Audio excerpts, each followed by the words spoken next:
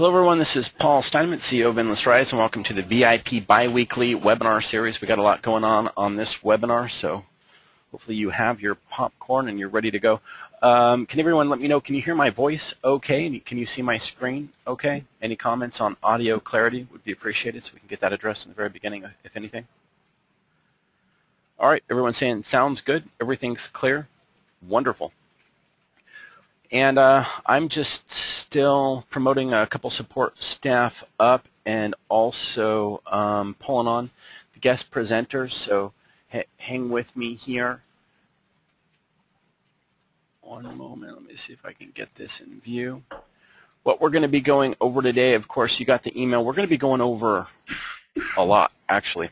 We're going to be going over a new way to track SEO progress, from rankings to average page rank to introducing our new analytics system. We're going to be talking to a couple guest presenters about the results that they've been getting. We're going to be talking about changes in the SEO industry and making sure that you are in alignment with the changes in the SEO industry, and not just with what's going on today, but with where SEO is going. And when I say alignment, I mean from setting sales expectations to milestone expectations and the whole 9 yards. So big webinar, a lot to be learned here. A lot of people have been asking for this sort of a webinar, and just timing is really good. So I see a lot of people are still pulling on right now, which is good. And I'm still promoting a couple of guest speakers on. Had a problem unmuting someone. Okay, so we're going to get going here. So here's what I'm going to start with. I'm going to start with a couple testimonials with a couple guest speakers. If I can get the second one on, it'll go well. And I want to talk about just how some guest speakers are getting results. Of course, the guest speakers are partners with us in utilizing our services. But before we get into like how to handle problematic SEO campaigns and everything else, I want to reassure everyone that we are still getting good performance with our new SEO campaigns. So I want to welcome on Danny, who is also on a flash webinar that we had. Danny, how are you doing today? I'm doing really well. Thank you, Paul. Appreciate you being on the webinar, and while we're waiting for Martin to hop on here.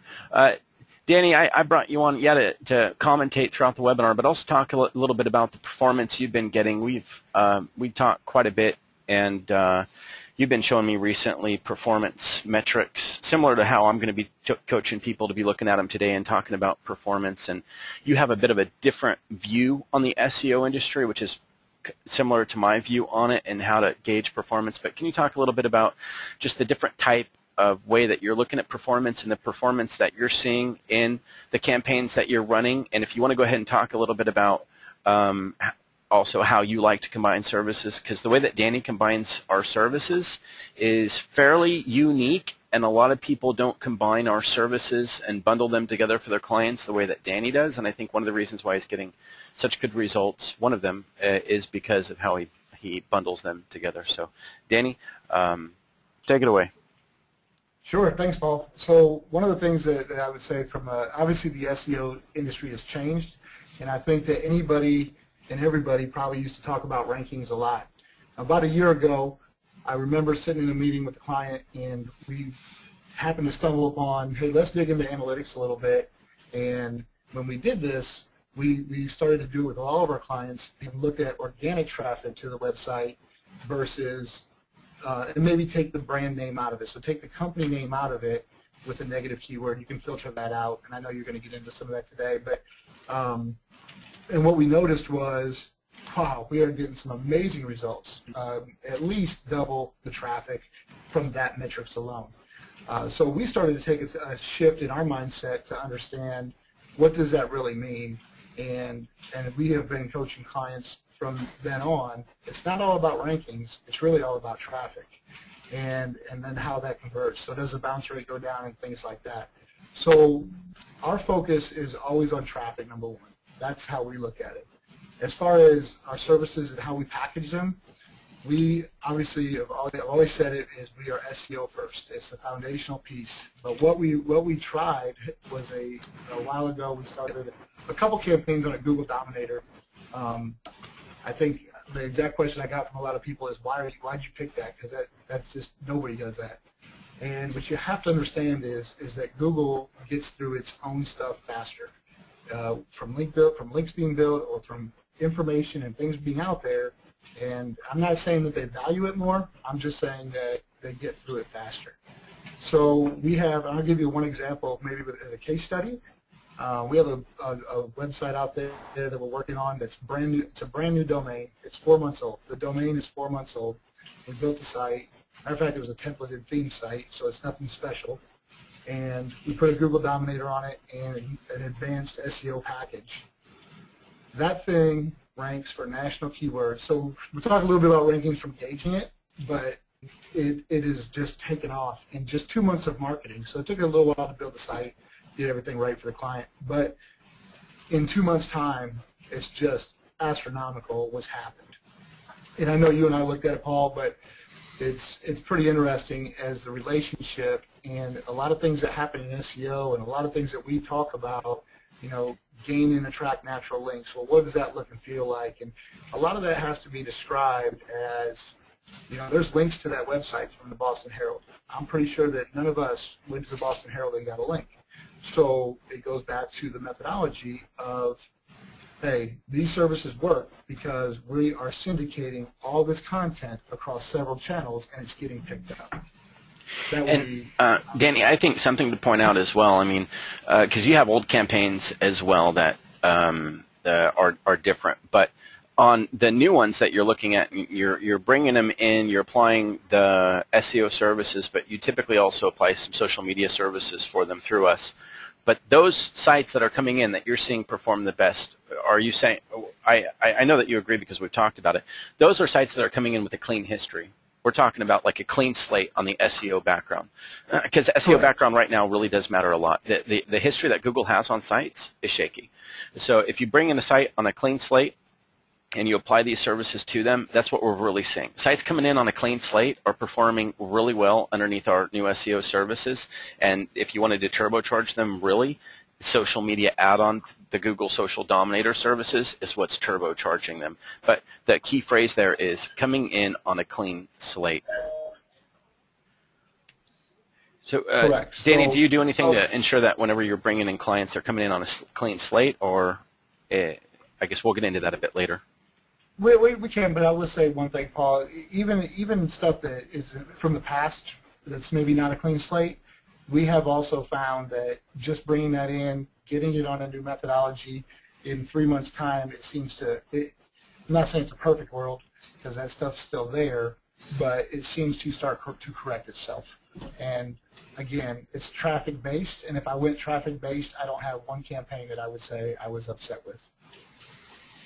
Yeah, that's awesome. There's a lot of people running campaigns with really difficult to understand SEO history, and one of the things that's really difficult on a case study, especially on the side of Endless Rise, is to be able to show people performance on our new SEO services, and even if they're turbocharged, that don't have a complicated SEO history, and how powerful are the new services without the muck involved on trying to differentiate that. And what I'm trying to get across to people is that sites coming through without a mixed history in SEO are performing really well out the gate on our new SEO services.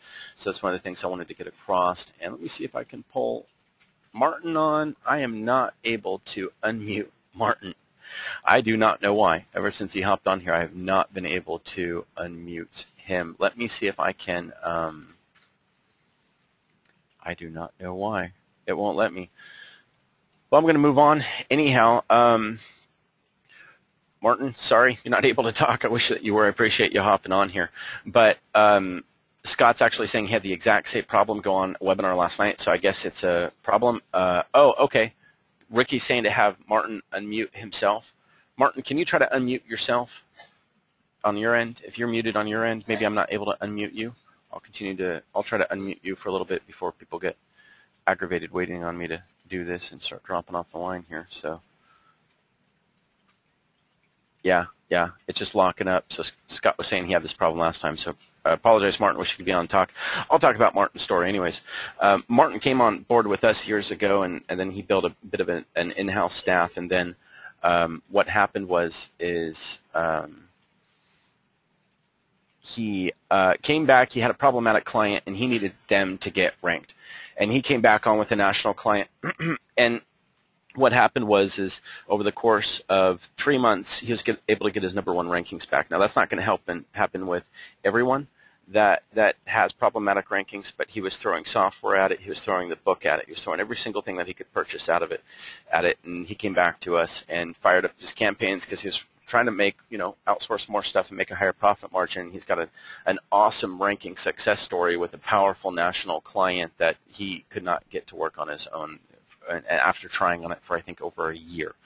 So that was a really powerful success story. I wish Martin could have been on to talk about that himself. So my main thing to convey to everyone out there is that you can trust our new SEO services. You can trust the methodologies that we're using right now. They are good. They are conservative. And we're going to talk a lot about why. So let me go ahead and get on into this, and we'll talk a little bit more in the end, more about the Google Social Dominator and Advanced SEO combination, because that's a really powerful service set combination. I think a lot of people don't understand why it's so powerful, but as we get through this webinar, we're going to address why those services together are so powerful.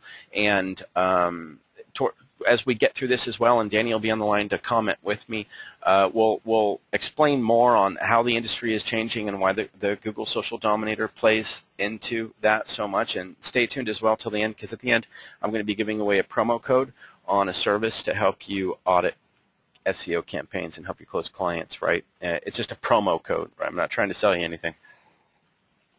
Okay. Getting on from here, death of traditional keyword ranking reports. This probably got a lot of people's attention. In regards to death of traditional keyword ranking reports, how do I define traditional keyword ranking reports? One definition to it is that crawlers are used to populate those ranking reports. Our current keyword ranking dashboard, that if you click into it, it will give you a prompt message to tell you to start using Google Webmaster, and that we're releasing our new metrics program anytime this month, which I'm going to demo for you today, is going to be is on the new type of technology, which is pulling data directly from Google and directly from Bing. If you're tracking rankings off of a system that's running its own crawlers, you're running on a traditional keyword ranking dashboard. If you're running a system where you have to enter in the keywords to tell it to track, and those are the only keywords that it's tracking, you're running on a traditional keyword ranking dashboard. If you're running on a traditional keyword ranking dashboard, you're already outdated, and you really need to pay attention to this webinar. And what are some of the reasons why traditional keyword ranking dashboards are outdated? Well, as per Hummingbird, Hummingbird really took efforts to include to analyze your content in a different way, to show you results that are not so specific to exact keywords. So you're getting results that maybe you type in, best pizza restaurant in Houston, you're getting some results for maybe Italian restaurants, right? And that might be even in their title, and that was Hummingbird. So keyword variations and synonyms are important. So therefore, if you're only tracking exact keywords and you're not tracking the synonyms and keyword variations, you're not showing the value that you need to be showing to your client. Also, whenever Google tracks searches, they're tracking it differently from mobile devices versus desktop and laptop devices. Traditional keyword ranking dashboards do not differentiate between the two. They can't. They don't know how. Returned results with geographic qualifiers. Whenever you're returning results with geographic qualifiers on a traditional keyword ranking dashboard, you have to remember that results in Google, if it's for a geographic area, like you type in, I don't know, Denver plumber, it's going to give you a different result based on where your IP address is at. It's going to give you a different result based on if you're logged into your Gmail account or not, and traditional keyword ranking dashboards cannot detect that. Tracking keyword rankings by subject-based theme. You need to be able to track by subject-based theme as well as a geographic-based theme, so that you get the whole kit and caboodle and understanding how you're progressing on your keyword theme relevancy, not just for the exact ones. Rank versus conversion analysis. You need to be able to understand how many impressions you're getting versus how many clicks you're getting versus where your average ranking position is now, to be able to identify what's impacting your conversion. And it depends on whether your rankings were in the maps, if it was showing reviews, if authorship markup was tagged on it, and if the results had site links on you as well. That has to do with conversions. If this is getting a little bit overwhelming, it's probably a good thing, because I'm telling you all the differences on the new type of tracking we're going to be going over versus a traditional keyword ranking dashboard. So if I'm saying a lot that's different from the traditional, that's a good thing, because everything that I'm saying and I'm going to show you to do is going to allow you to retain your clients more, because it's not the traditional. It's better. You also, on traditional keyword ranking dashboard, you cannot track long tail keywords. And when I say long tail, I mean a large diversity of them.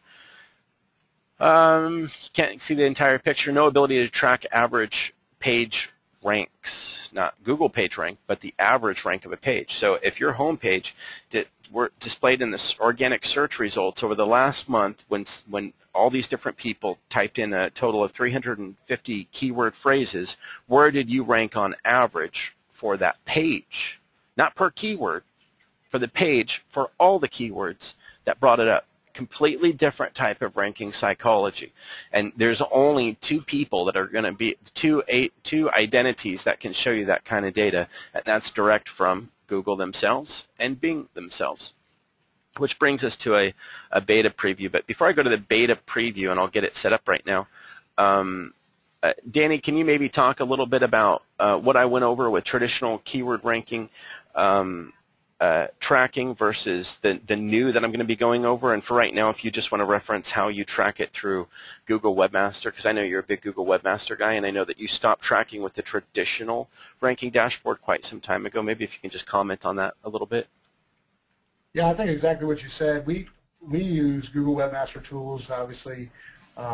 We look at rankings on I don't know if everybody knows, but it works on a monthly basis. So basically what your average rank has been for the last 30 days. The Hummingbird update was probably the biggest update that really started this trend with rankings. So, you know, it's just so fantastic to be able to show somebody that I've got a national client. I won't say who it is, but they rank. They have a keyword set. Let's say one keyword set is 3, right? So as in our philosophy, and in that keyword set, they probably have 50 keywords that they rank for, and even on the first page. And there's just so much more to it. So a keyword is not a keyword. It's more of a category. Is almost how I would describe it. So that's and really when people understand how traffic comes to their website and where the traffic's really coming from, then I think that the value of SEO is even more. You know, how much comes from, and that gets more into analytics, I know, but it still is, when you have 50% of your traffic coming organically, no matter what that looks like, that's where that's where the growth goes. And most people that have never done SEO probably have an organic of about 20%. Yeah. Yeah, there's a lot more that you can see.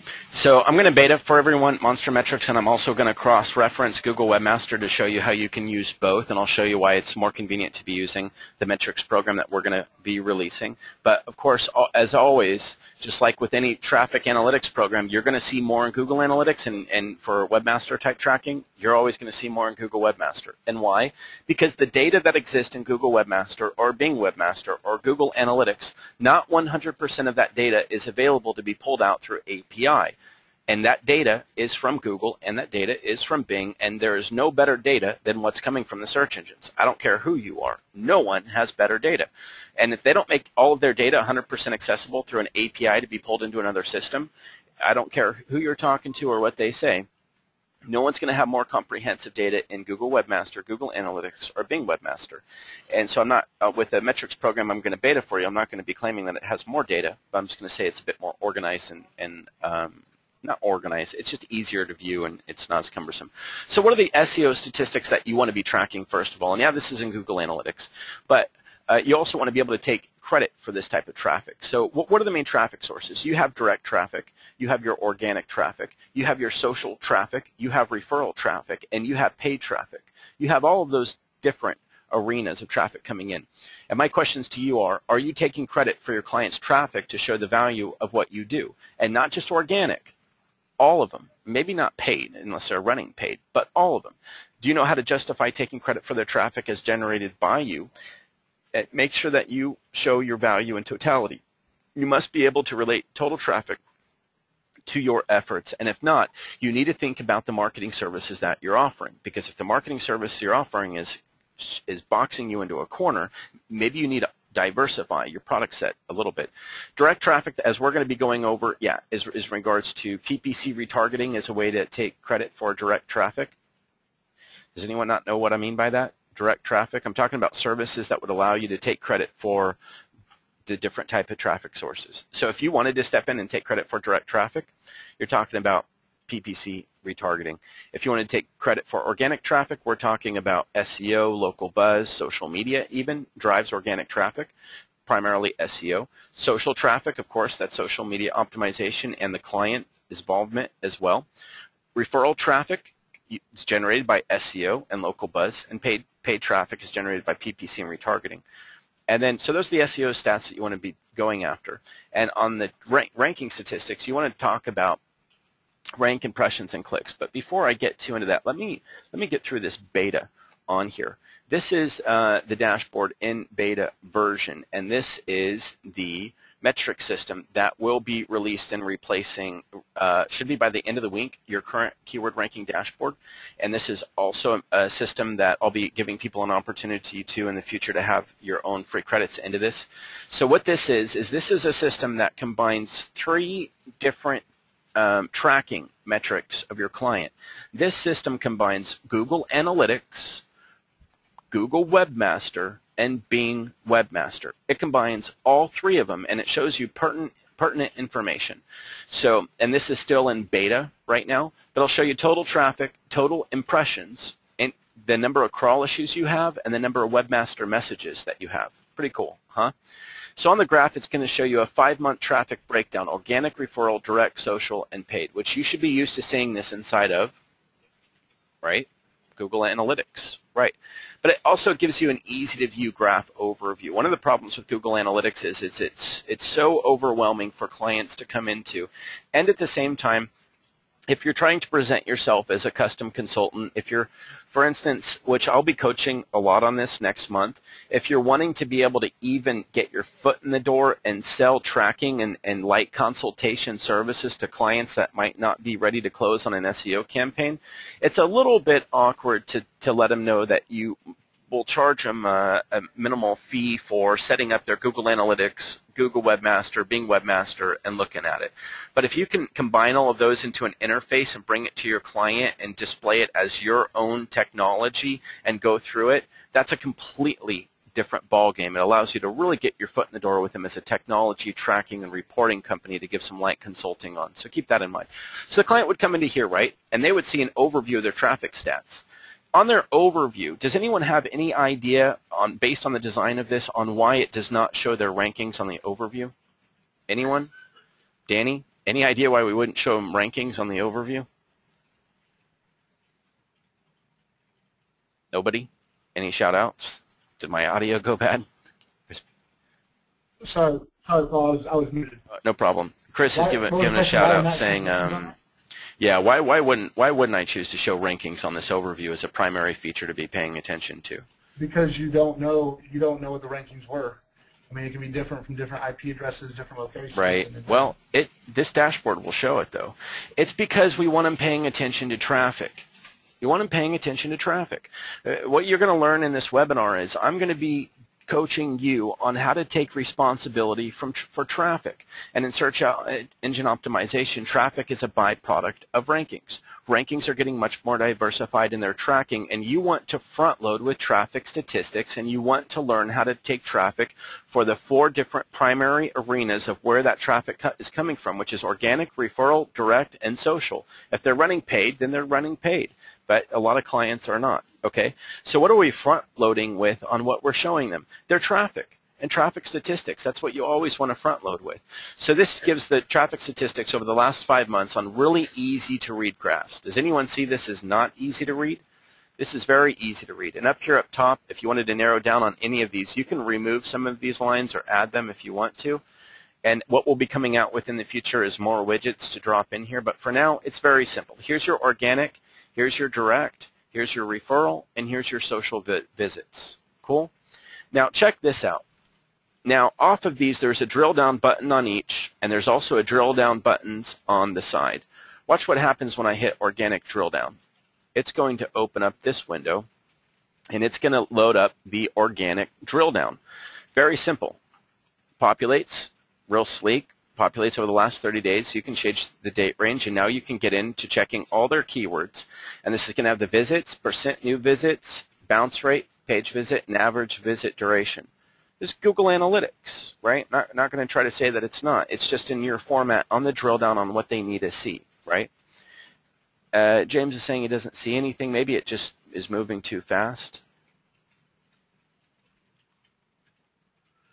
Okay. Now on the, I got a comment on the, oh, okay. Sorry, let me just clarify this. I got a comment on saying how the graphs are going from right to left on the dates. That will be flipped around. Keep in mind this is in beta. That was one of the things they're still working on to flip. So, so I got the organic drill down. Real straightforward, right? I don't need to spend a lot of time on this. Now from here, what do I have? I'm going to click on the drill down for, this states that this is direct traffic, right? So I'm going to go, and I can even click up here for, I'm just going to, I'll just show you these. That's organic. This is a drill down for referral, quick drill down. It will show you all the traffic that's coming from referral. How do you take credit for referral traffic? How do you take credit for that? Are you giving them more referral traffic? If you're just showing people rankings and organic traffic, that means you're not taking credit for referral traffic. How do you get referral traffic? Look at this. We got yellow pages. Google.com, local.google, Dogpile. Are you responsible for that? A lot of it? In the SEO packages, what's included in SEO packages? Press releases, distribution to different social sharing sites. We also put out promotions. We put out, what else do we put out there in social media? Directory listings are set up as well. And if anyone's going to be picking up any, yeah, go ahead, Danny. Off-site blogs. Yeah. Just blogs and syndications, yeah. Blogs and syndications as well. So you need to take credit for referral traffic. If you're not, then you're not showing the client the overall picture. And if what you're front-loading with on your reports to them is a keyword ranking dashboard, you're not front-loading with the larger picture. So that's referral traffic. And then we have direct traffic. Now, direct traffic could be, direct traffic is where I push PPC retargeting a lot. Now, on direct traffic, that's the one that's difficult to take credit for. Why? Because it's direct traffic. What is direct traffic, by the way? That's whenever you go into the search bar at the top and you type in their domainname.com and you go directly to their website. How would you take credit for direct traffic, which everyone should be? Run a PPC retargeting campaign, which is not expensive. And what PPC retargeting does is it takes every single person that's landed on that website, and when they go anywhere else in the Google Display Network, it puts a banner right in front of their face. And Google and most people don't click on those. So you get a tremendous amount of branding impressions through the PPC retargeting display ads. And it's very, very, very low cost. But what you're doing is to every single person that went direct to that website, you're holding a banner in front of them as they click around online. Always redirecting them back to that site. And the majority of people actually don't click on the banner, but it stays in their head and it increases the retention of their memory of that client. And when they go back to that client site, they put in the domain name the majority of the time in the URL to go direct. Retargeting is brand optimization through banners to push them back direct to the site and not necessarily by clicking on the banner. Does that make sense to everyone? That's the only way I know of to conceivably take credit or even partial credit for bringing and driving direct traffic back to a website, which is PPC retargeting. Important. So here's retargeting statistics. And if you're running PPC, or here's direct traffic statistics. If you're running PPC retargeting, you can take them to here and take credit for that traffic. Remember, a lot of client retention is showing them what? Value for what you're doing. And if you're running PPC retargeting, taking partial credit for their direct traffic, that's not a lie. That's legit. It really is. You watch. You run a PPC retargeting campaign and watch that you show thousands of impressions. It's just, there's a reason why people put up huge billboards on the side of the road to always drive people directly. They don't even put their website domain name on there. They just put up big billboard, something about their company, drive people like crazy straight to there. Okay? And then there's the drill down for the social network traffic. This is pretty cool. If you're running some side social media services, or like me and Danny will talk about a bit more on why the Google Social Dominator is so cool, this thing will track how many clicks your client's website is getting directly from social traffic. And also, as part of the SEO campaign, do we publish out to things like their Twitter and some of their social sharing accounts, like Reddit? Yes, we do. That's part of the social media. I'm sorry, that's part of the SEO campaign. If you're running social media, obviously. But even part of the SEO, we're also utilizing some social media. So you should be taking credit for it. But if you're not showing them these stats on their overview when they come in and front-loading they're just going to start looking at rankings, but they're not going to be looking at the overall value, which is much more than rankings. So is this making sense? You can take credit for a lot of that traffic, and as you should. Then we have a drill down for paid search traffic. If you haven't associated your Google AdWords account with the Google Analytics to track this, it will not populate, okay? So let me get back to this overview here. That's very straightforward, very simple for you, so it's a cool overview. Now let's get into the traffic by keyword. This is the new keyword ranking dashboard. Okay, and this is what we're going to go back to the PowerPoint and start talking on a lot, but this is what you really want to pay attention to. And while I'm looking at this, I'm also going to be showing you inside of Google Webmasters, when you go to traffic and search queries, the same thing. Okay, so this is available inside Webmasters right now. If you want to rely on Webmaster data, you can do that. So this is the search queries from Webmaster, and inside of the metrics program we'll be releasing to you. Here it is inside of our metrics program. So it says Google, and we're inside of here, and it's showing you the date range that it's populating for. And one of the biggest differences is between this and the other keyword and a traditional keyword ranking dashboard is how many keywords are being tracked, the total number of keywords. Now the total number of keywords being tracked is 271. How many of you who are running a traditional keyword ranking dashboard track 270 plus keywords? Can I get a shout out from anybody? Is anybody out there using a traditional keyword ranking dashboard and you're tracking more than 270 keywords? Nope. William says 25 tops. Not me. Nope. Nope. Do you see any difference between tracking 20 keywords and tracking 270? Does anyone see any difference between that? A really big deal. So how does this work? The way that this works is every single keyword that someone types into Google and your client's website shows up anywhere in those search results, Google will put that keyword in their tracker automatically. Does that make sense? Is everyone following that? Every single keyword search that your client came up in the search results for is entered into their tracking system to track their keyword rankings automatically, day to day to day. You know how insane that is? You could never do that with the traditional keyword ranking dashboard. You would have to sit there every single day, go into the old Google Analytics, look at the keywords that's being searched through, and every single day you'd have to automatically add them in, and you'd have no history on it. There's no way you could do all of that. So whenever you're looking at value on this, we can talk about a couple of different things that's different. One, you can have two identical keywords in here. One of them might be tracked from a mobile browser, from someone that's on a mobile device. One of them might be tracked from someone who's on a desktop device. Two, there's average ranking positions that have decimal values on them. Like for this one, Get Bent Sport Fishing, their average rank is 4.5. How do you rank at position 4.5? You don't. It's their average rank because they show up differently in different locations based on what IP address is being searched, based on if they're logged into a Gmail account, based on what their search history is on personalized results. So there can be decimal positions on average keyword rankings, right? Okay. Now, on this, you have the number of clicks that came as a result and the number of impressions. An impression is if they just showed up somewhere in the search results. A click means they clicked on their site, and the average ranking position is their average rank. If that's not straightforward to you, let me know. An impression just means that they showed up at their average position on that impression. Oh, no, it's the number of times that they showed up. So on this one, for example, Get Bent Sport Fishing, 85 searches were done surrounding that keyword. They got one click off of it, and they're at an average ranking position at 4.5. Okay, Does that make sense? This is a lot of value to show to a client. Now watch this.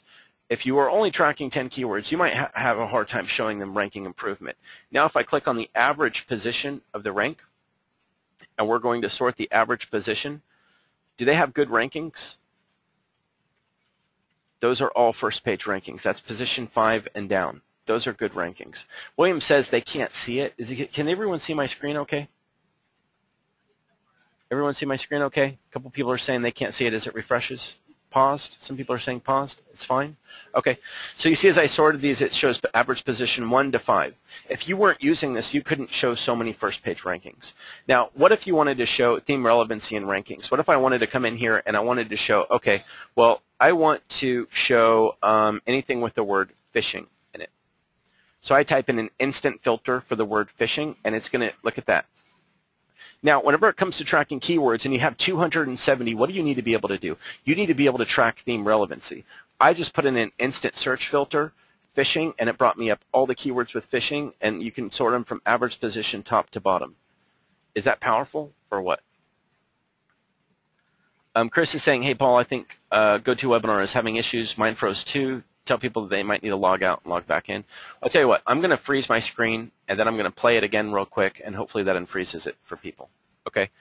So now, that's the filter that goes on it. Now, here's where things get powerful in this dashboard, right? The only way to get data like this is directly from Google Webmaster, right? But how many of you are interested in tracking Bing keyword rankings?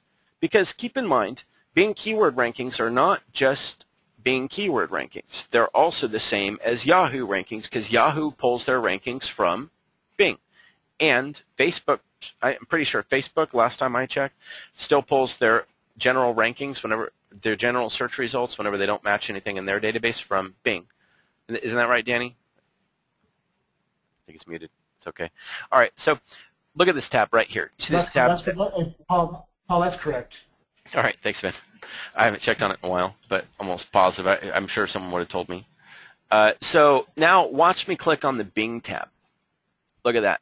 Those are Bing keywords from Bing Webmaster. You didn't have to log into Google Webmaster to check this out. You didn't have to log into Google Analytics to check this stuff out. And to get the Bing keywords directly from Bing Webmaster, from Bing's database in the same format, average position, clicks, and impressions, you didn't have to log into Bing. Look at that. There's Google, straight from Google Webmaster. There's Bing, straight from Bing Webmaster. Is that cool or what? Now, we got another feature inside of here that's also, and by the way, in Bing, they've got 104 keywords they're tracking, and in Google, they're tracking 271. Now, there's a date rank comparison tool. This thing's crazy. So you can compare rankings by date range, and it will compare average rankings to average rankings from a date range. There's no other tool in the world right now that can do this. So for instance, I could, instead of just tracking a ranking from December 1 to February 1, I can track rankings on average from December 1st through December 10th to the average rankings from February 1st to February 10th. And I can compilate average rankings from back here to average rankings from up here, and you can get a really powerful insight to your average rank changes over time on over 271 keywords, and then you can do an instant search to classify them down by specific words that are commonalities. You see the power in that? You see the big difference between that and a traditional keyword ranking dashboard? This thing is crazy. It's amazing. Okay, now we have a turbo filter. Check this out. If that wasn't good enough, you can turn on the mega filter on and off. Yeah, this is a instant filter, but the turbo filter is over here, and its status is turned off. On the edit filter, you can come into this super filter, and this is a one-time setup. You can turn it on or off. If you said, hey, yeah, but you know what? I do want to track specific keywords. Okay. All right, so type in your list of exact keywords here and throw them in the filter. And then maybe you want to say, okay, but for positive keywords, I want to additionally track anything that has this word in it, or that word in it, or that word in it, or that word in it. I want to make sure that I'm tracking all of those words in my filter. Okay, add them in, put them in there. But you say, but I want to make sure that I'm not tracking these keywords that have that word and something like, maybe you don't want to track rankings for the word, rip-off or scam or, things like that. So enter in your negative keywords, turn on the filter, and the filter will be applied to all Google and Bing keyword results. So if 270 keyword results is overwhelming for you, then turn on your turbo filter and set it up and downsize everything, right? There's not any other tool that has that kind of capability in it, because we've looked around a lot while we were in the process of getting this thing built. Okay, so we need to talk a little bit about the logic of tracking the rankings, but before we get into that too much, there's one more way of tracking rankings that I need to talk to you about, and this might send your head for a bit of a spin. Okay, so these are the keyword rankings. Now I'm going to go down here into a category that's called page level info. Okay, now I'm going to go to Webmaster Tools, and I'm going to show you where this is coming from. You see the top queries here? Now I'm going to click on top pages. This is in Webmaster, and for those of, one of the reasons why I'm relating to you this data is for those of you who are familiar with Webmaster, I want you to understand the data commonalities, okay? So in Webmasters and top search queries, they have a top pages feature in here. This is the same feature that we're pulling out, but we put it in a page level category. So on the page level category, this is a different way to track page statistics that have to do with rankings, okay? So check this out. So this page right here is the home page. Now, over the date range of January 1st to February 19th, it had 549 impressions. This is from Google data. So can someone give me a shout out and say, when it says it had 549 impressions, what does that mean? Can someone give me a shout out? 549 impressions, the home page. The home page had 549 impressions. Showed up in search. Thanks, Cindy. So that means that 549 different searches happened in about 1 month, and the home page displayed somewhere in the search results 549 times in the last month. You don't know what keywords it was for, but you know that they displayed somewhere in those search results 549 times over the last month for that home page. Now, that's a 126% improvement over the month. So the amount of impressions are improving. They got 25 clicks out of it, which is a 67% increase in improvement from the last month. Their click-through rate is 5% on that. Doing your head in yet? This seems like PPC statistics, doesn't it? It's not. Welcome to New Organic Statistics. Now, average position is position 44, right? Now, their change is 30 positions up positive. Is that good? That's good, right? So the average rank of the home page out of, you take 549 impressions, you take where they were ranking all 549 times in the search results, you average it together, and you get the number 30. Is that global rank tracking on a page global basis, or what? Or is everyone confused right now? Anyone confused? Cindy says, I got it. Lisa says, I got it. James says, say that again. I'll say it one more time. The home page, out of 549 searches that they displayed in the search results somewhere in, every single time that a search was done, they displayed somewhere. So you take every single ranking they had for each search out of the 549, and their average rank was 30. Now, this is talking about rankings without talking about keywords. Different, huh? Right. A lot different This is something that is probably more powerful of a statistic than your exact keyword rankings. This is more powerful of a statistic than your exact keyword rankings. So you take that traditional keyword ranking dashboard that you had, and you got to throw it in the garbage. Hey, Paul? Yeah, Danny? You're telling me not to throw it the, yeah, go ahead. Was the average position actually 44 and the movement was 30? Yep. 30 positions. Whoops. Yes. Thanks, Danny. Where were you at earlier on that one? I was here. I was muted. Whoops. Yes. Okay. When I said 30, I meant 44. The improvement was 30. Okay.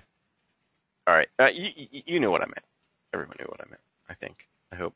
All right. So that's something that you gotta wrap your mind around. If you're stuck on your client looking at exact rankings and they're badgering you on it, you got to understand that you're already in the past and you got to get in the future. And this is even more important of a statistic. Okay. Is that cool? Does everyone like that? Is that exciting? New news, right? I mean, tracking exact keyword rankings and banking your business on it is a scary business to be in, and you don't have to be in that business anymore, and you're not going to be after this webinar. Your client retention rate should go up, your attrition rate should go down, because you should understand how to portray a higher value, and, of course, you can do it through Webmaster, or you can use this phenomenal dashboard that we're going to be rolling out by the end of the month. Sean says, this will save me clients. Phil says, this is really good. We have a way to send a client a good scheduled report with this data. You'll be able to give your clients access into this dashboard to get into. Absolutely. I'll talk a little bit more about where this system is going, where our future with this system is going, because where we're at now with this versus where we're going is not even recognizable. Okay, now I got something on the PowerPoint to get back into and talk about a little bit. Okay, so on the SEO statistics with tracking I'm sorry, let me go back one. On the traffic, getting back into it, are you taking credit for the traffic and the different services that are in alignment with this? For the direct traffic, you need to be able to take credit for that. In my opinion, if you're going to start putting value on traffic and front loading with that, you need to take credit for their direct traffic. And whenever I talk about PPC retargeting and people say that's a really good idea, but one of the best ways to take credit for PPC retargeting was for what? That was for taking credit for the direct traffic. Sorry, I was reading something else when I went through that. Okay, so organic traffic. If you want to take credit for their organic traffic, you need to be running either an SEO, a local buzz, and stretching it is running a social media to pump their organic traffic, but mainly SEO, and as Danny will talk about in a bit, social media. Social traffic. Well, if you're going to push social traffic, you probably should be running a social media campaign. But SEO does push social traffic. Referral traffic, SEO, and local buzz. Paid traffic, well, PPC and retargeting for paid. If you want to, SEO reaches organic, social, I should put it in there, and referral. If you want to reach direct and paid, you're going to have to run PPC, but you could just run retargeting on that. I'm telling you, everybody, if you're running a marketing campaign, just bolt on a retargeting campaign. Bolt it on. Take credit for that traffic. Now, SEO statistics to track rankings. We went over, well, let me just read this. The real what to take away from the new way to track rankings is, are you taking credit for not some of the keyword searches, but every single organic keyword search that's done for your client? Are you tracking every keyword search for them? So you got to show the greater picture, and also there is a value on impressions. Now, Danny, can you talk a little bit about, you pay a lot of attention to impressions organically, and typically that's, in the past that's more of a PPC statistic that people are familiar with. But what's your take on organic impressions, and why do you pay attention to that? Well, I think first of all it shows growth of what's going to happen and what is happening with how Google's understanding that website. So it's interesting, if you look at Webmaster Tools, kind of that's how we do it today, you'll see that blue line continue to rise and that red line will never catch it. But it shows you kind of what's happening and gives you foresight to what's moving and what's coming. So I don't know of any site that we've looked at in the past 6 months where that hasn't continued to grow.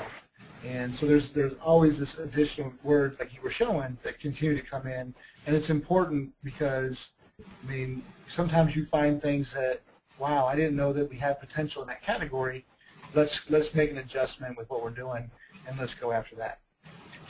Yep. Yep. Impressions are going to give you much greater reach into understanding where their website is positioned for all of the different keywords that are being searched for them on a page level and even on a keyword specific level. That depth of knowledge and being able to see how they're moving has never been offered before except for what's been recently released through Webmaster. Google rank versus Bing rank, that's something that's really, really unique that our system is able to show. You know, when you're troubleshooting Google rankings, you need to be able to cross-reference it with another search engine just to ground yourself, because if you say, hey, things are good here, but they're not good there, then it could be something like your sitemap is not uploaded correctly in Google, but it is uploaded correctly in Bing. So you do want to compare the two, Google and Bing. Bing is still a powerful player. Impressions and understanding them, we went over. Average page keyword rank, we went over. Benefits of global tracking and taking responsibility of all rankings. That's the future of what you're going to be doing. Now, there's some additional information that can be tracked on the system that we'll be releasing by the end of the month. Check this out. So we got bounce rate in here as well. Bounce rate is really cool. Now, with bounce rate in here, it's going to let you come in and be able to see if you have any bounce rate issues, right? And that's something that you can troubleshoot with the client. And why is bounce rate in this system? Because bounce rate is something that you want to look at whenever you're going to be talking about conversion optimization with a client. So anything that applies to providing conversion optimization for the client and not so much operational, we want to put in here. Keyword density we have in here as well. This is really cool, and this is actually a really unique format to see keyword density on the website. Check this out. You see a Google and a Bing tab. On the Google tab, there's internal keywords and external keywords, right? Internal keywords are the keywords that the singular keywords that they're finding on the keyword density inside of that website. So that's something to be paying attention to. And this is for the people that are more SEO technically inclined. External keywords are the keywords coming in from where? Does anyone know what the Google external keywords are? Anybody on a shout out with that one? We need some awards we give out to people that know some of this stuff that most people don't. Google external keywords is documented inside of Google Webmaster. Anybody?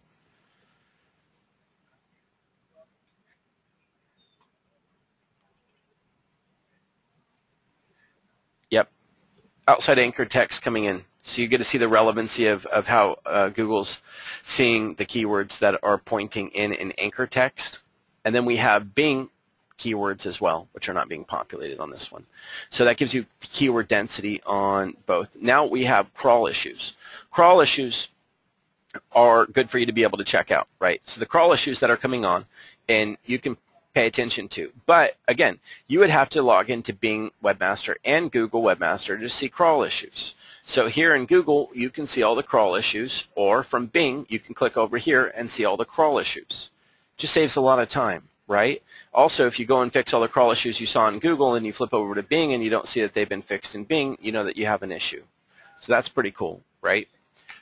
Not very many people pay attention to what Bing is saying, but people should, because it's a good way to cross-reference issues. Now we have sitemaps.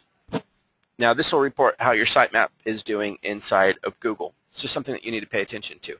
How many pages that are there and there are warnings, and then we have messages as well. Now on the messages, how many of you check your messages that are coming in to you from Google?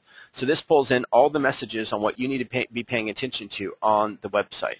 Nice, huh? What's missing from this? So this is like a rank tracking and very specific components of information that's coming out of Google. But what's missing from this? Can anyone pinpoint what's a big piece of information missing from this entire dashboard? Anybody? Value will be built in. Yeah, we'll talk about that. There you go, Brad. Backlink count. Anyone have any idea why we're not pulling in backlink information on this? You can go to Google Webmaster. You can check it out on your own all day long. I do. You can run through Majestic SEO. Anyone have any idea why we're not showing backlink data in here? Mike says doesn't matter anymore. It does matter. How many of you want to talk about backlinks with your client? How many of you want to go through backlinks on a client and scroll through them and explain to them one by one? How many of you really want to be going through backlinks on a client report? Anybody? Anybody? It's not in here. You shouldn't be showing it to the client. If you want to go look at backlinks, here you go. Here's your Google Webmasters. There's links to your site. No one's hiding anything from you. It's right there. We install Webmasters. You need it, you go and you check that out inside of Webmasters, right? So on here, this is to help you guide the client on what you want to show them and how you want to see them drilling down. This is for you to guide the client on value. And we'll get into the value tracking on that a little bit more. So let's continue getting through this. On the bigger picture of things, yes. So what else are we paying attention to? Bounce rate, keyword densities, crawl issues, sitemaps, webmaster messages. But as what Google will tell you direct in their webmasters, you need to pay attention to crawling, indexing, ranking and search appearance, page content, and conversion. And that's what this does for you. And it allows you to go through a great consulting session using that new dashboard we're going to be releasing by the end of the month. And by the way, for anyone that's running an SEO campaign, yeah, that dashboard's free. It's completely free. So attrition rate of clients in the SEO industry and factors. Whoa. All right, Danny, I could use your commentating on this one. And by the way, Danny, if you're needing to hop off, I know your time's valuable. Just let me know if you're needing to hop off. But this is where things get a little bit more intense. I'm sorry, say it again, Paul. Danny Double D over here was talking. It's Jimmy. Jimmy. Hey, Jimmy. Well, I was saying I could use your commentary on this one, but I was also saying if you're needing to jump off, let me know. We're starting to run long on this. No, we're all right. Why am I going to start talking about attrition rate? I went over a new way to track rankings, okay? I went over a new way to track performance. The SEO industry has moved a lot, right? And the SEO is a dynamic industry, and there's a lot of sites out there that have damage in the past. What you used to do in SEO 3 years ago to get people ranking, what you used to have to do, and if you didn't do it, every other person that's competing that's running an SEO SE nuke tool is beating you out, doesn't work now. Everyone that's been in the ball game for at least 3 to 4 years has done SEO that they shouldn't have been doing that will probably hurt them now. And there's a lot of clients out there right now that you can be taking on board that are going to have a bad SEO history, and whenever you bring them on board, you're not going to be able to help them out a lot. You might be able to, you might not be able to. Right now, a lot of players in the SEO industry that have been around for a long time are going through the same thing with dealing with problematic clients, dealing with understanding what kind of an attrition rate isn't acceptable, and dealing with whether or not they're going to go back through, try to fix some of their clients, or versus adding new services onto them to take a different direction, and things get really hairy there, which is why I started within the very beginning about talking about testimonials and how our new services work really well on websites with a clean slate. Now, for websites that might have a problematic past, your guess may be as good as ours. So let me walk you through this. Attrition rate of clients in the SEO industry and factors that contribute to the attrition rate that's going on in the SEO industry. So from sales, setting client expectations. If you're promising them the world and you're not going to deliver it to them, then you're going to have attrition. If you're under-promising and undercharging, well, you're probably going to do really well. So from the sales, you need to set clients' expectations. And Danny, maybe you can talk a little bit about from a sales standpoint, how do you coach your people to set client expectations in the very beginning, so that you shouldn't be offering a keyword guarantee. You shouldn't be offering a guarantee on rankings in the first 30 days, or maybe even telling them where they're going to be at in 90 days. And keep in mind, you're not tracking exact keyword rankings anymore. So Danny, how do you coach your sales staff to handle that situation? Well, we definitely used to use the knock on the door. Hey, we've got this keyword guarantee, and that's those days are far gone. Now it's about a workload. You're going to drive a brand, and we use the term SEO and the term brand together. So through our services and the way that we do what we do with content and syndication, we're actually driving. We have a belief of SEO as a pull message, and our social distribution and the way that we do SEO is a push message. So we're driving the brand along with it. At the end of the day, this becomes a workload, and that's what the client gets to see, and that's what they need to be a part of. Yeah, that makes sense to me. Now, other factors that could contribute is if your prices are too high and perceived value is too little. And that falls into, does lower cost equate to longer-term clients, and are your sales short-sighted? So if your rates are too high, which you can charge a lot for marketing services, but if you're charging a tremendous amount and you're under-delivering, you're going to have an issue. Now, it doesn't mean that necessarily because you charge more, you're going to have a longer-term client, but you do need to take that into consideration. Should you under-promise and over-deliver? Absolutely, the majority of the time. This is something that I want people to pay a lot of attention to. And in regards to attrition, you need to understand that as an SEO firm, that the rules of engagement are not set in stone. I mean, if you're developing, the PHP language is set, HTML language is set, design is pretty straightforward and set. Mathematics has a set limitations and the rules are defined, right? In the SEO world, you're writing on rules that are defined by the search engines, and they're supposed to be a secret. That's not and they're changing them consistently. It's not just a dynamic industry that you're in. You're in a dynamic industry where the rules are a secret. Can anyone tell me any other industry out there in the world where it's an ever-changing industry and the changes are a secret? Anyone? If you're going to be an SEO firm, you have to understand that you have to be able to change with the times, and you have to be able to accept change and move forward, which is why it brings us to attrition. Now, average customer attrition rate. Yeah, go ahead. Hey, it's Jimmy. Hey, Jimmy. Hey, I just want. The one thing to understand that we really let our consultants do is plant the right seeds.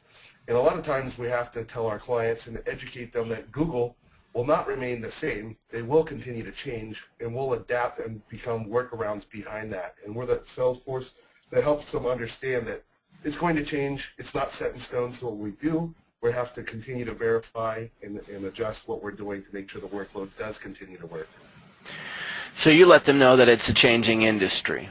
And what do you say when the client responds to you and says, yeah, well, so are you telling me that I'm going to do work for you for 6 months and then something could change and I'm going to lose everything, and then you're just telling me that I got to roll with the punches? Absolutely. Absolutely. I don't think you heard me. But, so how do you give a client confidence in the marketing services if they're always changing?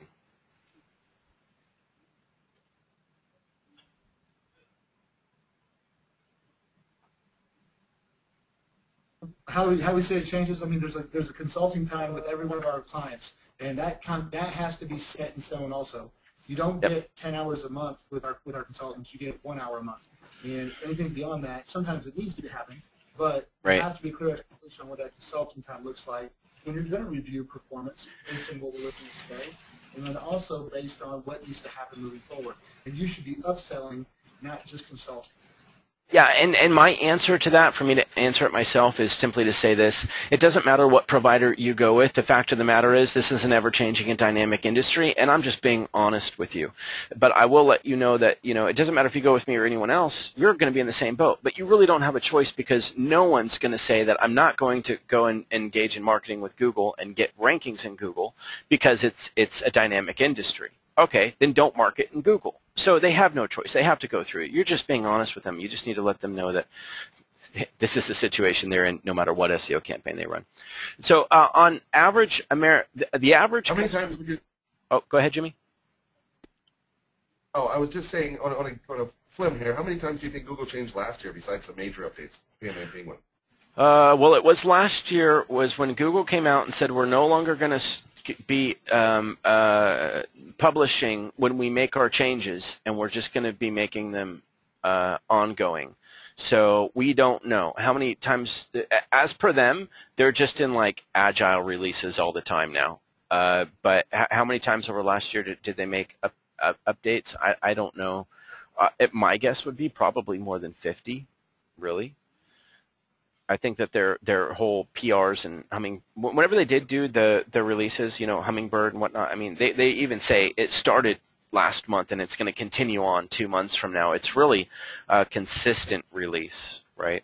So average customer attrition rate, according to the American Marketing Association, is 10%. And that mainly applies to typical marketing companies that are not digital marketing companies.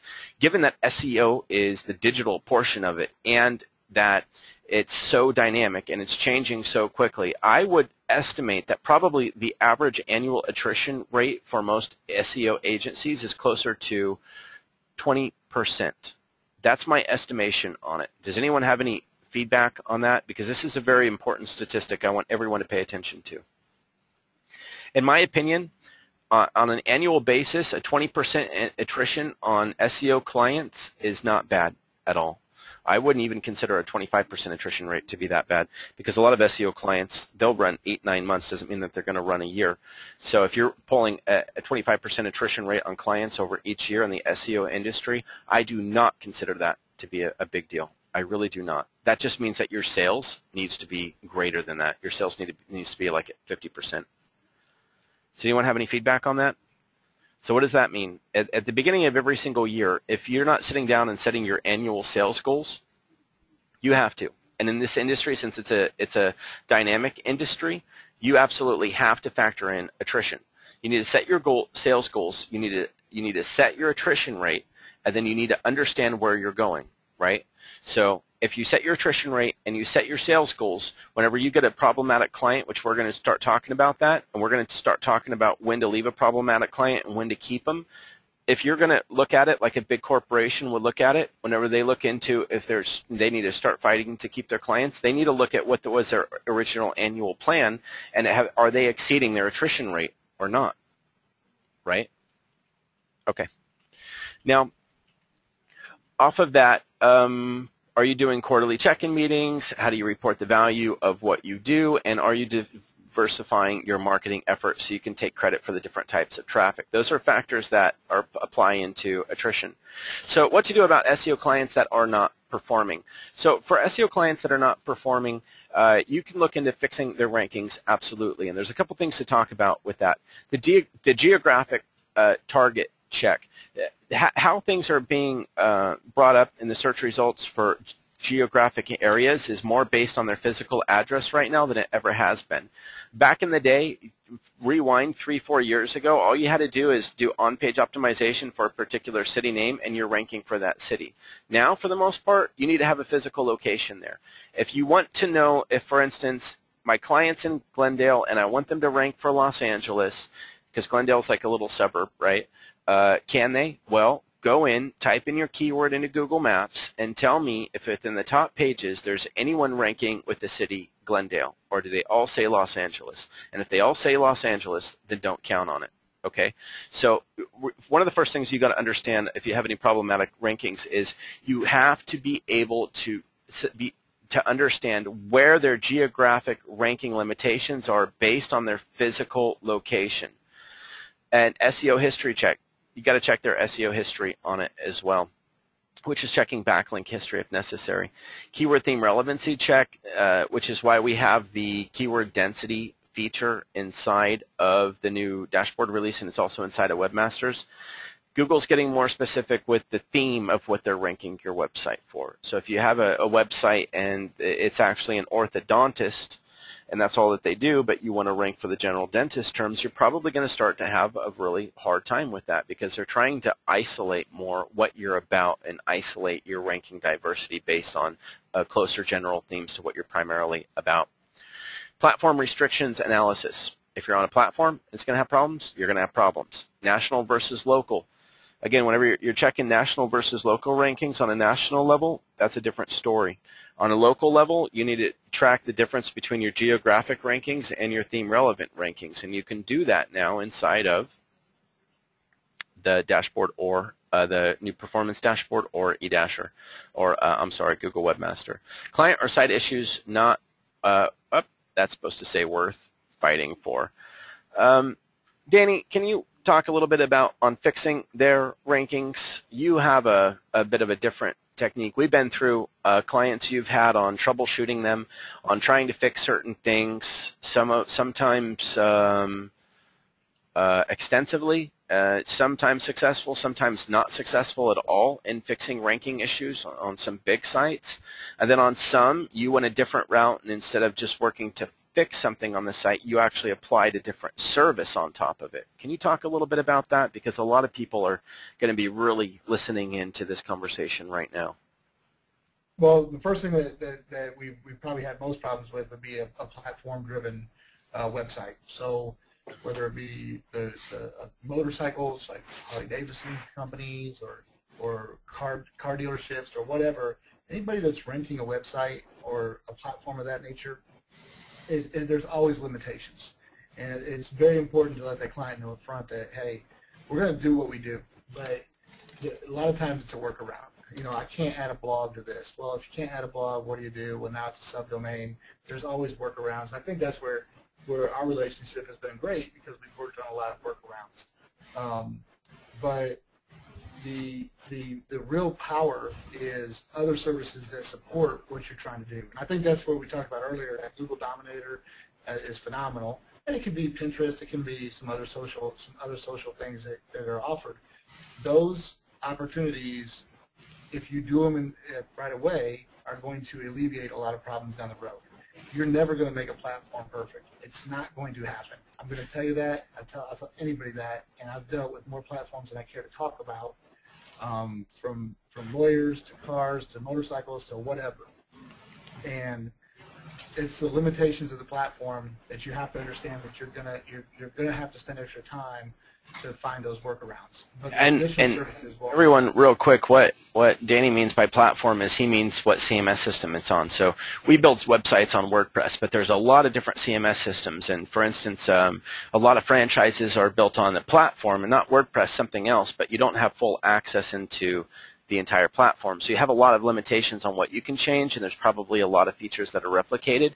And on platforms like that are proprietary platforms, you oftentimes can run into a lot of issues. So that's what he's talking about. Danny, you've had campaigns before where you had some ranking issues and you put social media on it, specifically that Google Social Dominator. What do you think changed that? Because I was telling Danny about this the other day. I was looking at keyword rankings, and I was studying a particular keyword on who was ranking for it, and I started looking at the #1 ranking site. I opened that site up, and I could, if we weren't short on time, I'd open it up and show you. The title tag had the keyword stuffed in it twice. There were 3 headers on the home page. It was keyword stuffed. The site had backlinks coming from non-theme relevant areas coming in. If we would have done the optimization on that website, people would probably be screaming at us. And you know the difference between, with this website, it was ranking #1 for a powerful keyword. And then we looked into the social media site on it, and their social signals were very, very strong. And I don't know, Danny, I know that you're testifying to saying that particularly our Google Social Dominator really turbocharges the SEO performance on sites. And it's almost looking like, even with a problematic SEO site, that social media can push it that additional mile, and it's almost the way that it used to be with link building, in that, you know, you do traditional SEO, maybe you hit some roadblocks or not, you used to just throw links at stuff, but social media seems to be the new turbocharger to SEO. Yeah, so here you go, Paul. So one of the things that I think everybody needs to understand is, you know, your Facebook page or a client's Facebook page has a page rank. And we haven't talked about page rank in a long, long time. I know you and I had this conversation the other day, but we personally have a Facebook page, and it has a page rank of 3. So really, now, we don't get a lot of information to Google from Facebook. Those guys don't like each other. But what we do know and what we can establish as a baseline is what's being portrayed. Our Facebook page personally ranks on the first page for the most competitive keyword in our area. And if that doesn't sound crazy to everybody on the call, it should, because I don't know why that would be, because there's probably 200 of companies like ours in our area. So the value of what's going on inside of those social media platforms based on the page rank, which is not going to change overnight. So this is again setting the client up to understand this is a duration. It's going to change as you go. If I go out into Pinterest and I build some links or whatever, I get some social activity out there, and then maybe there's some links from that, and that becomes a page rank 2 or page rank 3, what's the value of all those links now? It's a lot more. So that's really my feeling on social media, that I don't want to get into link building, but there is definitely a relationship there. Absolutely. And, you know, Danny swears by the combination of an advanced SEO package buttoned up with the Google Social Dominator. And one of the reasons for that is because the Google Social Dominator, and by the way, if you don't know, you go into your dashboard for the Google Social Dominator, and you go to Services, and it's on the Social Media tab. It's the first one. It's the Google Social Dominator. Then if you click View Package Details and go to Social Media and click on Google Social Dominator, you'll go here and you'll see the details. Google Social Dominator handles your optimization in the primary pieces of real estate that Google owns, which is Google+, right? Google+ Local, YouTube, Picasa, Blogger, and FeedBurner to connect them in, which, do you know who owns FeedBurner? Anyone? Anyone know who knows who? Does anyone know FeedBurner? Anybody? Who owns it? Does anyone know who owns FeedBurner? Google does. Okay. So with all of these different distribution channels and what you can be publishing, connecting, and buzzing on, you can log into them all with the exact same login, right? Now, Danny, do you align your authorship login with these by chance? Absolutely. Okay, does everyone see how this now connected in with SEO? Google authorship in the SEO program is part of what we put on that blog, right? Some people asked to put it on site-wide. We also established that authorship in their off-site blogs. That should also be the Google Plus personal account that's attached to the Google Plus business page.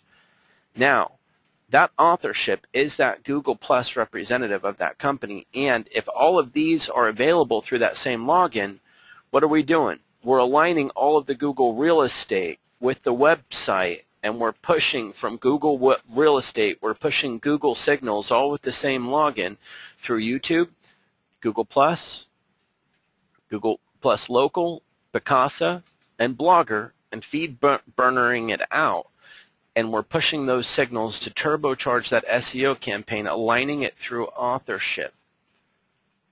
Is that cool? Does it surprise anyone that that works ridiculously well? Anybody surprised in that? I'm not. Danny's not. You know, we joke around with Danny because the Google Social Dominator is one of the packages that we sell the least of, and it's probably because it's one of the most expensive social media services that we have. But the whole psychology behind how we put the Google Social Dominator together was because it's everything that Google owns, and whenever Google made it to where you can log into all of these with the same login, we came out with this package because we realized that Google was tracking the footprint, right? So it doesn't surprise me that this really turbocharges an SEO campaign. If you want to know the most powerful thing that you can run for your client, it's going to be the SEO Advanced and Google Social Dominator combined. And if you're able to set up to run a PPC retargeting campaign, that is the most powerful combination that you can run out of our entire services. And Danny's been really piloting on the beta testing on that. And Danny, you swear by that, don't you? I do. I mean, I love the advanced service. You know, the other thing about the Google Dominator that I think is really powerful is just, we all know it's all about content. You know, if you go with an advanced 30 or an advanced 18 or an advanced 12, whatever you're doing, you're getting a certain amount of content. And the additional content that you get with the blogger side of this, depending what level of the Dominator you go with, it's astronomically powerful. And you got to understand that clients can use this content in a lot more ways than just putting it out there. You know, how we syndicate it, what it gets thrown out to, it's unreal. It's absolutely unreal how well this works. And it's not that it's some trick or that's how it works. This is what we make. This is the real deal. This isn't a basic 3 and a Dominator. This is advanced SEO services and a Dominator. Right, right. So Yeah, running that, and Charlie was saying there seems to not be a huge connection between your SMO and SEO teams. There is, but the portion of the social media that applies to the SEO, it's not so much directly related to all those accounts linking in. They're identified by Google to be in relation to that website. Okay, so how? Well, whenever you verify your Google Maps listing, are you verifying it to your website as well? Is it coordinating directly to your website and linking it in? Yeah. Is that website also verified to Google Webmasters? Yes, it is. Is the authorship on it verified? Yes, it is. So with all of that verification in place, Google knows that company's Google+. It knows the YouTube channel that's related. It knows the Google local that's related, which is the same login, so it knows what the Picasa is and it knows what the blogger is. It's a different type of signal coming in. You got to get your head out of the linking, link building, link building, link building, link building. It doesn't work like SEO. It doesn't have to. There's a reason why Google dominated everything and created a centralized login. Google's creating their entirely own ecosystem, and that's why this is powerful.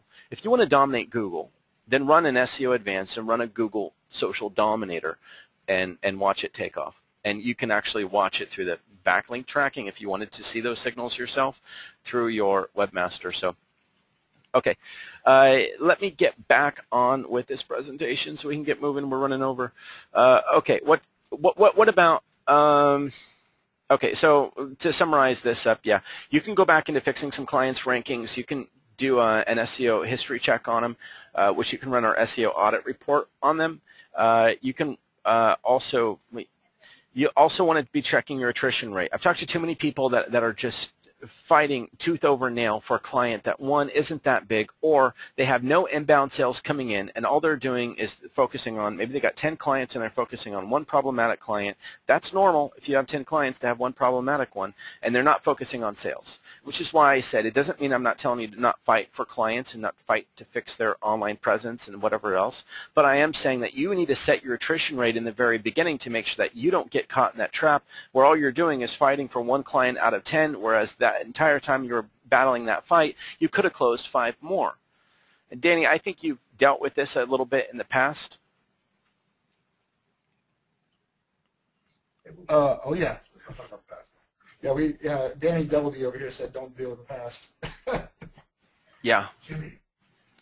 But so, no, you're right, Paul. I mean, you know, you're gonna things are gonna change, and some people won't change. So if you have a client that maybe is on some old services or whatever, and they can't wrap their head around looking at this differently or trying to understand it, you know, how engaged is your client? And the more engaged they are, the more it's going to perform. And I would put it back on them a little bit, because a lot of times I think we all are in the same boat out there. They don't always go to the content scheduler. They don't always do that part. They maybe rely on you to do it. And the reality is they need to engage in this campaign. yeah. And if you've got clients that, for example, are on a platform and you really can't help them, I mean, what can you do? I mean, sometimes one of the best things to do is go get a new client. Sometimes, not always, sometimes.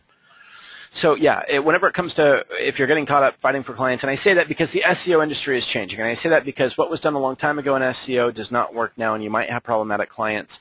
You got to understand what is your acceptable attrition rate. You got to know when to move on, and if you're going to offer them different services to counter it, you need to know what else to offer. If you're hitting a barrier in SEO, maybe you need to turbocharge it with a Google Social Dominator to push it through, or some social media services, or maybe you need to start running PPC.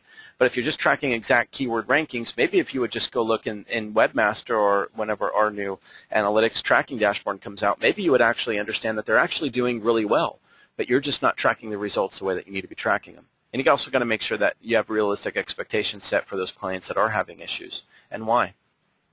So this whole slide is pretty much something we've already talked about. What do I have here? Striking the balance between sales versus client retention. Talked about that a little bit. Starting to move quickly here because we're running out of time. How the SEO industry has changed and where it is going. Real quick before we get to the end, and I'll be offering everyone a promotion at the end. Backlinks, the myth, the ghost, the monster, the trick. What are the values of backlinks today? What does Google say about building backlinks right now? And what about links that are not links but signals, like a unique company name? So one of the things that you have to understand about links is take out the word links and just put in signals, right? Signals, or what was the word that I was looking for? Endorsements. So if you have a really unique company name, that's actually going to help your client out a lot. A unique company name will put you on the radar, and it allows Google to understand who you are. So if you type in your company name and you show up #1, then you're doing really good. If you type in your company name and your company name is a descriptive name, then you're going to have a problem, right? Because Google can't identify all of those different reference points that use your company name online. If they don't identify you to your company name, in other words, when you type in your company name, you don't come up #1, you're going to miss out on getting credited to being referenced in a lot of different areas. Does that make sense to everyone? So everyone that used to, tell their clients, hey, you should make your company name, Houston Dental Clinic. That would be great. Let's do that. Not a good idea. For the people that have really good, unique company names, the branding behind them is much easier. It's easier for Google to understand, they reference that name in the press release. They reference that one. And when you put that name into Google and you show up #1, that means that when Google detects that your company name was entered in everywhere else, you are the #1 person that they're assuming is being referenced by that choice of words strung together. Does that make sense? Like Ockert says, back to basic branding, right? Right? So I look back on that, and Danny, you might be able to look back on it and not mention any client names, but think of a couple where it might make sense to say, hey, actually that client had a descriptive company name. And it's difficult to get people like that up off the ground. I've noticed more and more problems with people with descriptive company names or domains than not. They either do really well or they're not doing very good. Okay, so descriptive company names. And what does Google say about backlink building? Does anyone want to give a shout out? Anyone know this? What does Google say about building backlinks? Does Google say to go out and build your own backlinks? Do they? Anybody? Yeah. Google says don't think about backlinks. Just talk. Just publish your content on your own sites, and if people like it enough, they'll pick it up, and we'll pay attention to what other people pick up, and those are your backlinks, right? Okay. So Google's saying don't build backlinks. Now, the value of backlinks today, who knows, really? They're getting merged with a lot of different things. Google's moving really fast right now. Danny, do you think backlinks are the future? Traditional backlinks? I think it's the future. No, they're going away. 100%. Oh, come on. Why, Danny? Well, I think they're there. But it has to be natural. It can't be. You can't go out and build backlinks anymore. It's not. That's not gonna work. That's gonna get you in trouble. So you can't go build a company that claims they're going to go build you a bunch of backlinks and get you ranking in a month or two because you're having issues with the current SEO campaign, maybe. So you would go. It used to be. Hey, how much? Hey, it's this many dollars for 200 backlinks, and you were like, all right, sweet. How much for 450 backlinks? I would tell you right now. That is a bad deal. Yeah, I'll tell you that right now too, and that's one of the mistakes that people are making that might have ranking issues. They're running out there and trying to find some service that's going to blow a bunch of backlinks to them and get them ranked. And I tell you right now, if you can go find someone that can build you enough links in a month or two to get your rankings back up and it works, you still shouldn't do it. Where SEO right now is not about doing what works right now. It's about what's going to work in the future. And if anyone's got the ability to build that many links that fast, then you're either talking to the New York Times or the Boston Herald, or you're probably working off of what? Probably a blog farm that hasn't been detected yet, that's still active, that still works very well. So are backlinks still valuable? Absolutely. But this is where, I talk a lot about the brand network, and that's really what differentiates us a lot from other SEO providers that are out there, is we believe in the brand network, and the SEO packages that we have right now are all about the brand network. For me, the difference between a link inside of the brand network and a link outside of the brand network is two completely different worlds. Completely different worlds. Links inside the brand network are what? What's the brand network? The brand network is anything that's in their company name that's transparent that this is part of their company. Like what? Well, like whenever we set up an SEO package, we set up their top social sharing sites. We're not setting it up in other names. It's in their name. We set up the off-site blogs. They're in their own company name. They're with authorship to their own company. We set up their press release distribution sites, which is no more than 5. It's in their company name. What else? Their social, their directories. It's in their company name. The top directories, the social media sites are all in their company name. All of that, and it's not a large quantity. That's all in their own brand name, which is why it helps to have a unique name, company name, and not a descriptive company name. Now, inside of that brand network, when links are built, they're more reference signals. It's all inside of the brand network, which for me is a conservative arena. And then links outside of the brand network, that's when you got to really start wondering about where these links are coming from and why are they being built. Jenny, can you talk a little bit about, you've got a big insight into the brand network and outside the brand network and how that works. And I think that, honestly, I think you probably understand the whole brand network concept better than anybody that we work with. Do you mind talking a little bit about how you feel that brand network plays into SEO? Yeah, I think here's what I believe. I believe that it's hard to explain, but I think if you took a big circle and you drew the word SEO/brand in the middle of that circle, that would be what SEO is. And then if you took another circle and you just maybe touched a little bit, it crossed over into SEO a little bit, and you wrote the word social in there. And then if you took another circle and you touched it to social and to SEO, we'll call that one ORM, or Online Reputation Management. And you have to understand what's going to happen here. It's really a big alignment piece. I really like the word alignment. And when things get into alignment and you start doing this workload into, we set that foundation. We've always said that month one's on page, but now we're building this out. There's touch points. So if you do an SEO campaign, you're touching some of social media, right? We kind of know that. And you're touching some of ORM. Well, what do I mean by that? Well, once you get this thing up and going and you type in that company name into Google, because we know people are going to go out and research a company. I mean, you want conversions for your client, they're going to get researched. So now if someone goes and looks at abc.com, they type that right into Google, and as everything that gets listed out is it'll be their website, it'll be their Facebook page, it'll be their Twitter page, it'll be all this different stuff that's within the brand network, and that is something that they have complete control of, and that is powerful. So that's the relationship of how this all really flows and goes. It's not really that hard to understand. You just have to understand that it's not SEO. It's SEO/the brand. It's branding. Yeah, and when I was in Denver and in New York in mid or late last year, that's all I spoke about on stage was that SEO companies are branding firms. And so much of it is becoming branding, and you got to get your mind out of the link building arena on it. That's why I didn't even put link building in that interface. As far as you're concerned, you got to push brand, and you got to be able to publish it out through their brand network. And then if you need some boutique links from the local newspaper or a real niche area, then the client needs to do that on their end. They need to be able to get into those resources. But we can't get the local newspaper to pick them up and write a story about them. That's the kind of real-time stuff that the client needs to be able to do. Now, okay, bad links, to disavow or not to disavow.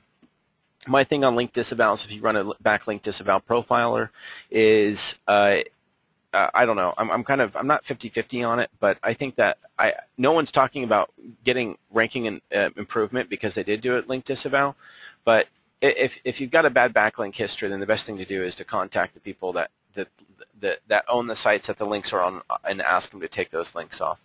Analyzing sites before taking them on. So caution about bringing on new clients with bad history in SEO and auditing current clients, and that brings us to our site audit report. And that's the promo that I'm giving to everyone on the line here, because whenever you take on a new SEO client, you want to make sure that you're going to be able to address everything that needs to get addressed on their site, and you probably would want to know what kind of a backlink history they have coming in on what needs to be dealt with.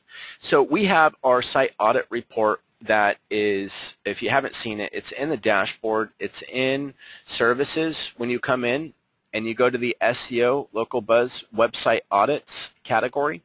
When you come to the dashboard and you go to services and then you go to the website audits, inside of here is where you'll see the website audits. And down here at the bottom is website audits. It's based on the number of keywords. A lot of it's global tracking on though as well. But the keywords you can spread out by different themes, right? But if it's a big site, it's probably going to have a lot more keywords.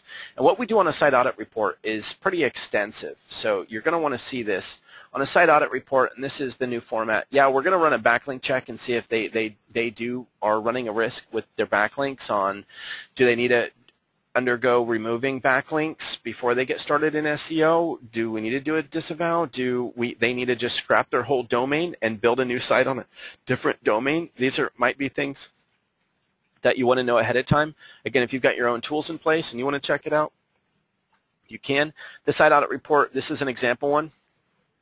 We'll go through and do a complete breakdown on market research and analysis. It will profile their keywords, how competitive they are that they're wanting to go after. It'll have a full cost breakdown on what was found that's wrong, what needs to be fixed, what the issues are, and it'll categorize them by high priority and low priority and give you a total cost on what it would take to fix what we found. On the web design analysis, we're going to analyze everything from malware checks to platform check to hosting check. We go through and do a search engine metrics and site analysis on it, error and troubleshooting report, page title and meta tag troubleshooting report. Again, this stuff is, you can find reports to analyze this manually, but we check this out and we do this with human beings. If you've ever, like, let me give you an example. Let's say that you rip a report and it says that a website has 6,404 errors. How do you know if it would take you 5 minutes to fix 6,404 errors or if it would take a month to fix them? How do you know? You don't know. If all of the 404 errors are coming from one central point that's causing it in everywhere, then you don't know. You have to analyze that. You have to look into it. So there's all kinds of automated reporting that you can run, but you know what's missing? Understanding how much time it would take to fix it and putting a dollar amount on it, and that takes hours and hours of effort. So content analysis and optimization guidelines. Have you guys ever ran a duplicate content analysis report? Ever try to interpret it? Ever try to figure out how much content needs to be rewritten? Yeah. Talk about a nightmare. That's not fun. You go into Copyscape and you go to try to check out what the difference is between 5, 10, 15, 20% duplicate and start analyzing it. And if it's a primary page or a secondary page or a tertiary page, and if it needs to be rewritten or not and at what priority level, you try to figure that out. It's a pain in the butt. Content analysis guidelines, we map the keywords to what URL they would be on, so you can set that up with the client ahead of time, or if they need new pages or not. So we go through, we check their whole site for duplicate content, we check their navigational structure, we make recommendations to changing the structure of their website, we tell them what target pages we recommend targeting certain keywords on, how much content would need to be rewritten, how many new pages would need to be had there, and how much that will cost. That takes a lot of time and effort. And then what we do is we go in and, like I said, we do the URL architecting. Is our site structured properly? That's a big deal. Does the site need to be structured properly? Yeah. And then additionally what we're going to do is we're going to go in, we're going to look at the backlinks, and we're going to tell you how many of them are coming up as legitimate versus not, and whether or not we recommend that they have links removed, or if it's bad, really bad, we might recommend, and they don't have rankings, we might recommend a brand new domain name and a site rebuild. Never know, right? So is that powerful or what? Does everyone like that site audit with the way that times are coming? If you want to know if you need to start out from scratch or what additional costs or what's broken, yeah. Also, does this type of audit report, it costs money, right? It costs money because it takes a lot of man hours to create. I'm offering 50% off the site audit report. So you can go in your dashboard, go to services, go to SEO, and check out the site audit reports. I'm offering 50% off on these with the promo code right here. So the promo code is, if you can see it, let me pull up it here so I can copy and paste this in. Now, not only am I offering for all webinar attendees, and I'm sending this to, whoops, chat. There we go. There, I just put the promo code in for everyone there. Not only this am I offering this on the promo code here, but I'm also offering that when we come back with the fixes and we say we need to fix 404s, we need to write X amount of additional content and everything else, off of that, when we come back and we say these are the fixes that need to be made, I'm offering 25% on off all those fixes. So the site audit report itself is 50% off, and then included with the promo code, any issues we come back with that we put a rate on to have fixed, if you avail of those are 25% off with the same promo code. So These audit reports are really powerful, and they're a great get the foot in the door strategy. If your SEO client's not ready to close, or if they had problems in the past, or if you just wanted to go online and start looking for sites that have problems, how are you going to get your foot in the door with sites that have problems? Offer them a site audit report. This thing's no joke. This thing takes a lot of time to compile. And by the way, if you want to see an examples, I'll load this in right after the webinar. I'll load it in as a new example site audit report you can download, and just know it comes with a new backlinks analysis on it as well. So if you can utilize that and get out there and check out clients that are going to be needing your help, that would be a good idea for you. So bringing everything back around, if you're not used to what you get out of this whenever you submit a proposal request, keep in mind you've got live sales representatives standing by. So when you get in your dashboard, if you click customer support, you can reach your marketing consultant or design consultant. If you wanted to come in and avail of the site audit at the promo, you'd come in and put in the client's domain name. So anything I try testing.com. All you do is just come in here, scroll down, choose the site audit at however many keywords you want to analyze, plus we're going to be going over everything else on the site. And if you want to know what's on the site audit report, again, backtracking it, you can always go to view package details, click on site audit, and see all the line items with everything that we evaluate. And then if you wanted to just populate in maybe for consulting on what is you recommend for them for SEO, and if you wanted to run Google Social Dominator and get consulting on it, you could do that. All you got to do is go in here, click on the different service areas, click on what it is that you want, and then you see it populating in the top right. Now you're going to hit next, and if you want consulting on this, you'd fill out the information, right? If you want to know what questions you should be asking your client in an intake meeting, select what services you're looking for, hit next, and this will ask you a lot of the questions that you would want to be asking a client on an intake meeting. So once this populates, you select other people in your company that you want to be involved in the proposal request, and then it would take you to the intake form if you need to be filling out information. If you're wanting consulting from our consultants on it, keep in mind marketing is a consultative sale, so we support you on the consulting side. And then whenever it takes you to the intake form, you can fill this out or give the public link to your client. This is just for intake consulting, which is free from us. Or you can skip it if you just want to put the order through. So you can go through, you can let the consultant know what your promo code is, and then they would apply that, and you'd be able to check out. So that's a big deal. Design proposal for testing. This would take you right into here. So if you're not engaged in services, make sure that you use that promo code. It's only good until February. Actually, it's only good until March 1. Isn't that what the PowerPoint said? It's good until March 1.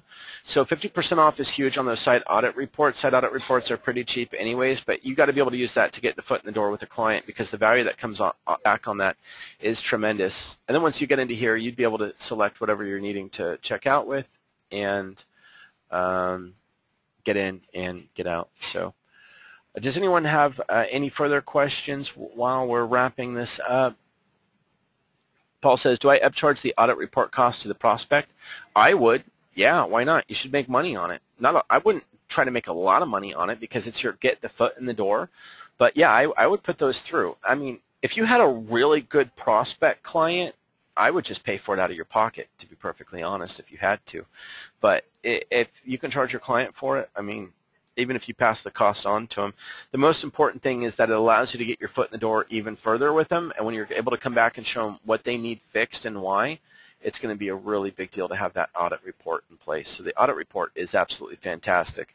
So if you have people that you've hit up, or if you have clients in the past that you hit up and you weren't able to close them down, and maybe they were hesitant on pulling the trigger on an SEO campaign, take that promo and pass those savings on to them. Email them up and say, hey, I can run this audit report for you. The SEO industry is changing a lot. I noticed that your site's out of date, and you need to know what's wrong with your site, so why don't you avail of this?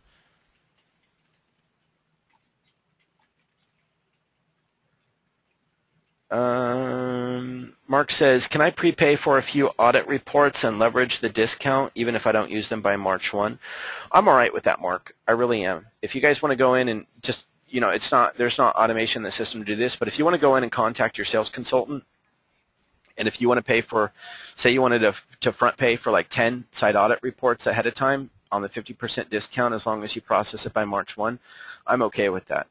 A lot of people utilize the site audit reports, and a lot of people run them before they start an SEO campaign so they know what they're getting into, and those are powerful. And it's an easy way to get your foot in the door, because at 50% off, I mean, based on the rates that are in there, I mean, you could be offering site audit reports for like $75 if you wanted to. I mean, it's a lot easier to offer a client $75 than anything else. And as a reminder, by the way, since we're talking about, you know, charging clients, keep in mind, make sure that whenever you do close your clients, if it's a reoccurring marketing service, we're talking PPC, social media optimization, SEO, or local buzz. If it's a reoccurring marketing client, do not charge them monthly. Quarterly is the lowest you should ever go on your billing interval. Preferably, you're charging your clients biannually. But remember, always charge your clients at least quarterly. Really, charge them quarterly. All you got to do is structure how you're charging them, but you shouldn't be charging them monthly. You should be charging them quarterly, which means that it should be really easy for you to get your foot in the door with the site audit report and go over that with them. Also, the site audit report is going to allow you to address a lot of things that would be addressed during month 1 and on page, just not just the workload, but the technical stuff on, you know, the restructuring that would be going on, duplicate content that's found, errors that are found on their website, things like that, right? Ron said, even if I don't use them by March 1, what will be the price for the reporting you showed at the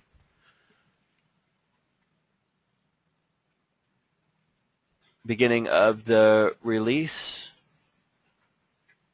How much is the value of the site audit report to the client? How much is Google Social Dominator? If you want to know how much anything costs, just log into your dashboard, go to services, and go to the section. All your pricing is in there. I'm using a demo account, so it doesn't show pricing. All your pricing is inside of there. On the how much do I think a site audit report is worth? Retail rate on a site audit report, I think it's worth $500. That's what I think it's worth. The purpose of the site audit report is not for you to go out there and make a lot of money off of site audit reports. The purpose of a site audit report is for you to go out there and get your foot in the door. Do I think you should tell your client that the site audit report is worth $500 or more? Absolutely, I do. It's a full-blown technical consulting session when you're done with it. Keep in mind, the value is not just the site audit report. It's you on the phone explaining the site audit report, which is a very technical consultation in my opinion. It's just everything's outlined for you and laid out in the site audit report for you ahead of time. $500 value? Absolutely. If I were you, if you can pass on that value to the client for $100, this is what I would do. I'd say, all right, well, I'll tell you what. Maybe you'll say to them, listen, I'll charge you this amount. Right? This is what I recommend for people to do. Let's say that your goal is what on a site audit report? Well, it's definitely to pull them into an SEO campaign.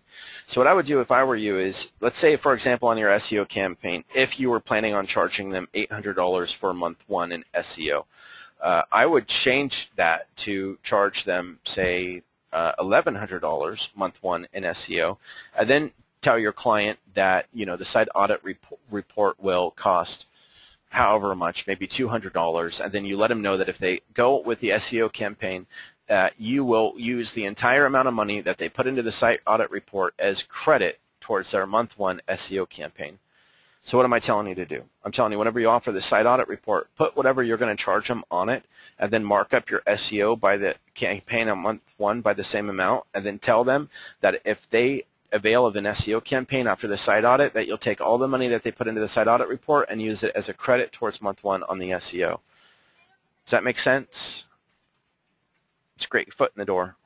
They're going to say, hey, well, you know, are you going to walk away from however much money credit towards it? So, all right, everyone, any last minute questions before I hop off here? I got a ton of questions in here. I know we didn't get to everyone's. I got some really long ones. Let me... any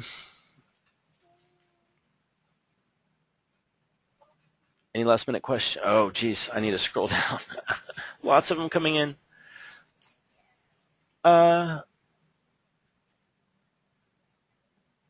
Robinson says, wasn't there a free website audit report before? Do you not offer that anymore? We've got a Bing site audit report. We've got a site grader report that's offered to you for free, and stay tuned in March when we release 14 more tools to help you out with your SEO sales.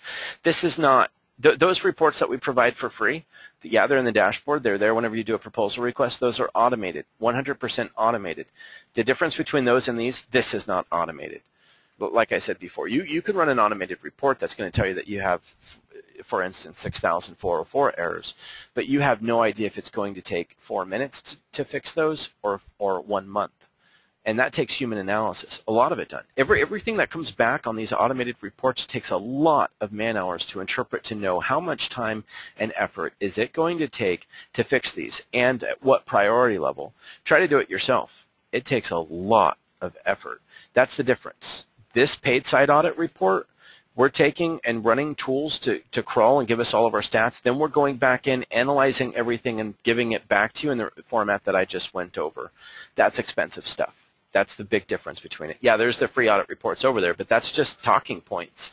You can't take an automated audit report and go to a client and say, yeah, all those 404 errors, yeah, I'll fix those for you. Then they say, how much are you going to charge me? You have no idea what it's going to take to fix them.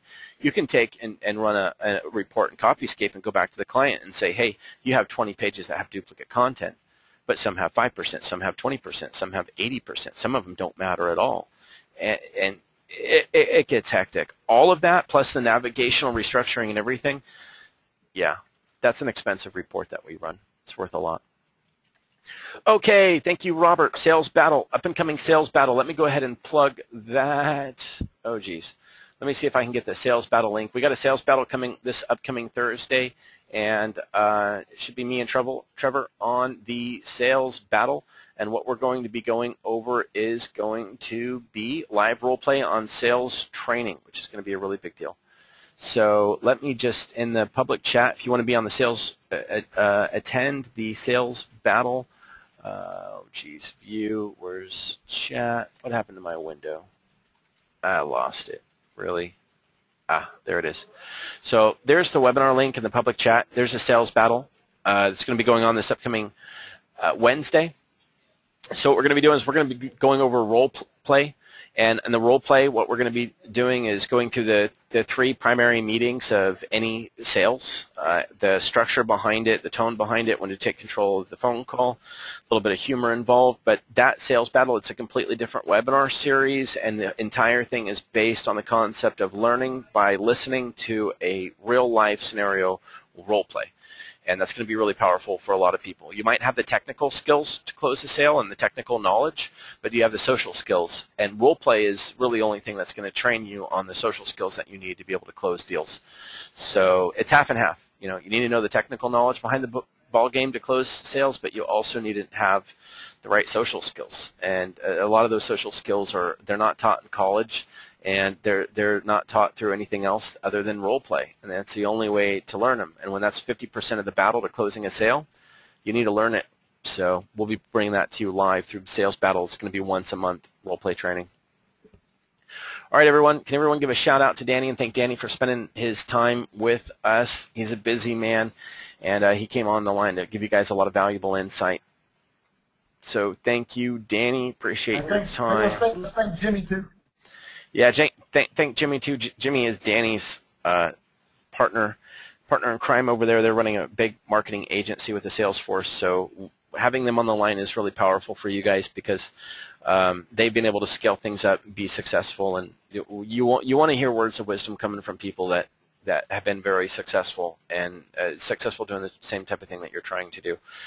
So keep in mind I'm going to do a quick recap on this webinar on what you need to remember, and yes, this will be recorded and loaded in. Does SEO still perform? Absolutely, it does, but you got to be careful on the client's background coming in. The death of traditional keyword ranking reports, they're past dead. They've been dead for a long time. We're just now releasing our new software. You got to make sure that you take credit for all of your clients' keyword rankings, and you need to position yourself to take credit for all of your clients' traffic that's coming through and showing the value behind that.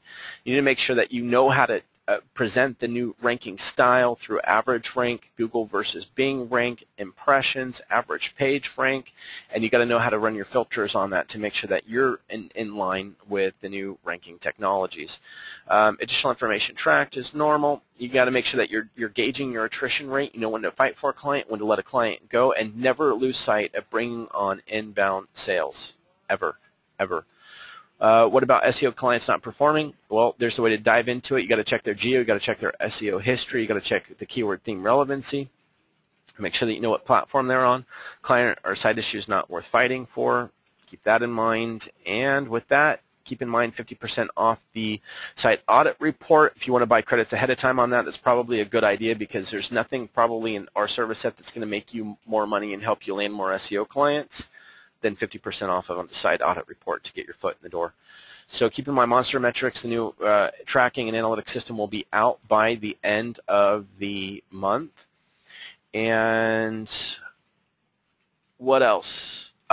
Remember, top service combination, advanced SEO plus Google Social Dominator.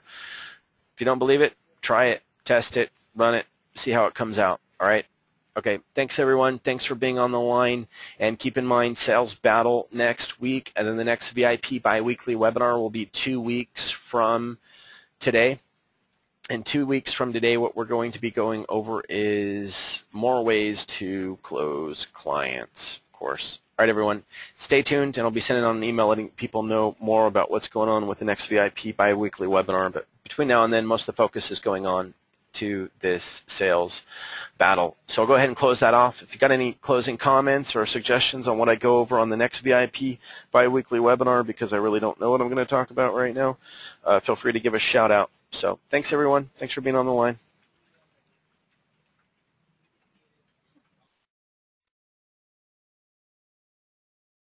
Welcome to GoToWebinar, Webinars Made Easy.